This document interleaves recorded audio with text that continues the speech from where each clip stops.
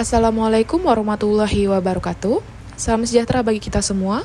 Semoga selalu berada dalam keadaan sehat. Sebelumnya perkenalkan, saya Kurnia Nurul Fitriani sebagai pembicara kelompok 2. Adapun untuk anggota kelompok 2 terdiri dari Vernita Sarimanalu, Kiki Simanjuntak, Kurnia Nurul Fitriani, dan saudara Ramli. Saat ini kita akan membahas terkait analisis kasus pemahaman peserta didik yang merupakan tugas topik 1 pada ruang kolaborasi, di mana analisis tersebut mempunyai 3 kasus. Kasus pertama akan disampaikan oleh saudari Kiki Simanjuntak, kasus kedua akan disampaikan oleh Vernita Sarimanalu, dan kasus ketiga akan disampaikan oleh saudara Ramli. Kepada penyampai analisis kasus, saya persilahkan. Kita mulai dari kasus 1. Bayangkan jika Anda adalah seorang guru matematika di kelas 7. Saat ini, Anda hendak menyampaikan materi mengenai matematika sosial, yakni mencari nilai rata-rata atau MEAN.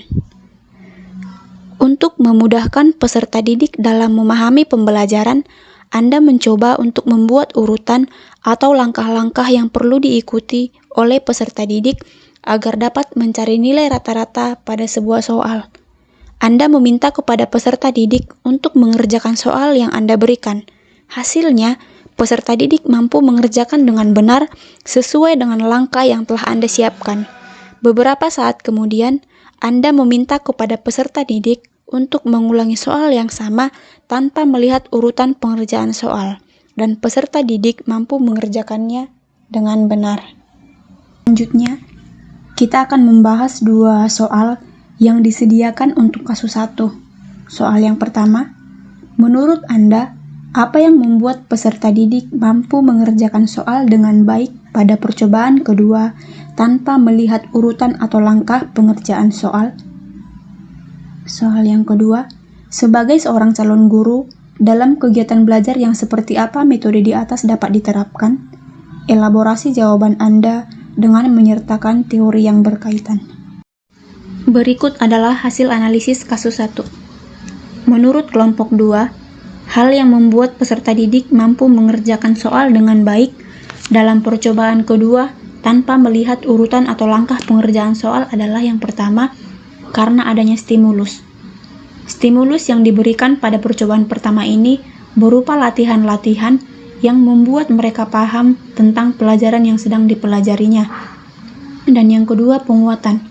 Penguatan yang diberikan oleh guru ini bisa berbentuk pernyataan.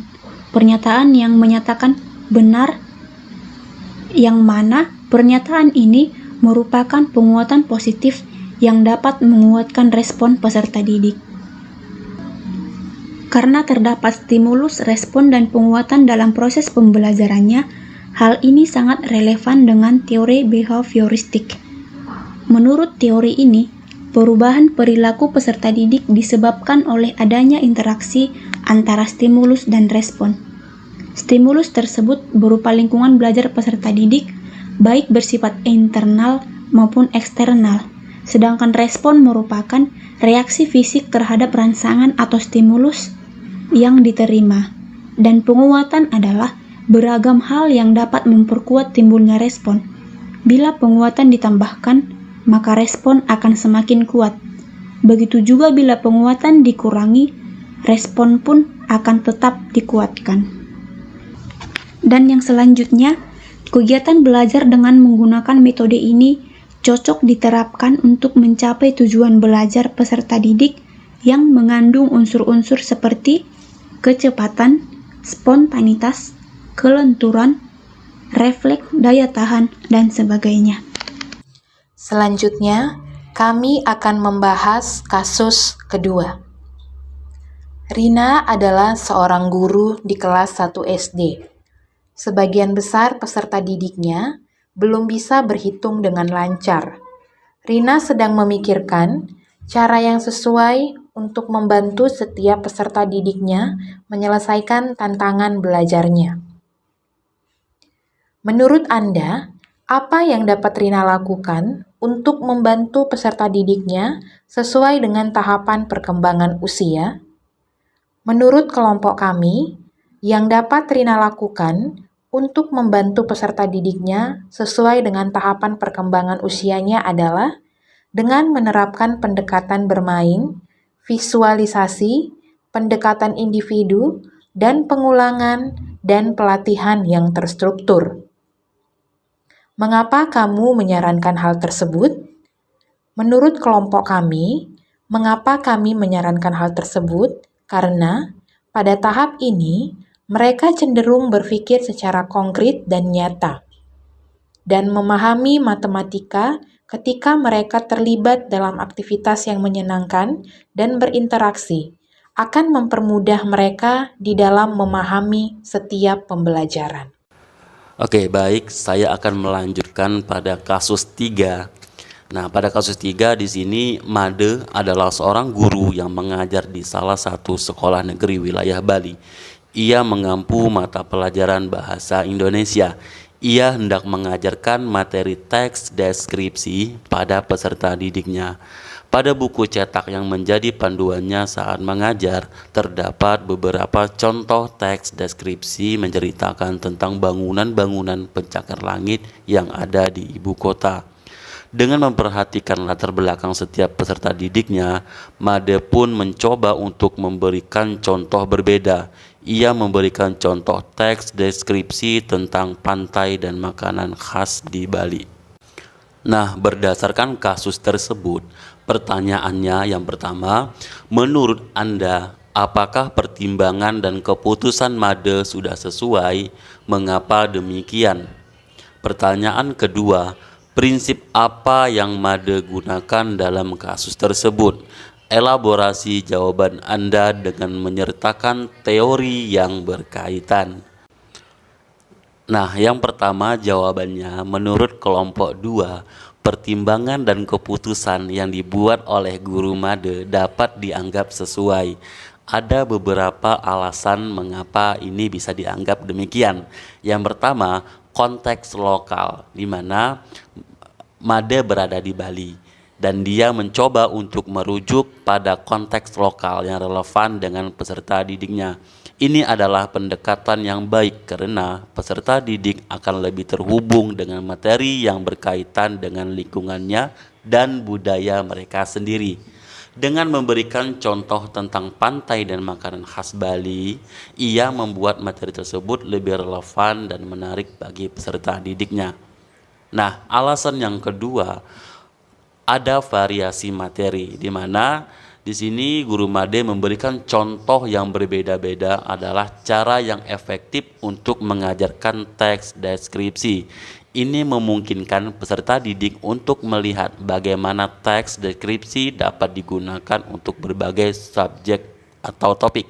Nah, dengan memberikan contoh tentang bangunan pencakar langit dan juga tentang pantai dan makanan khas Bali, Made mengajarkan prinsip-prinsip dan teks deskripsi yang dapat diterapkan pada berbagai konteks. Alasan yang ketiga, kemampuan peserta didik. Nah, di mana pertimbangan terpenting adalah kemampuan peserta didik.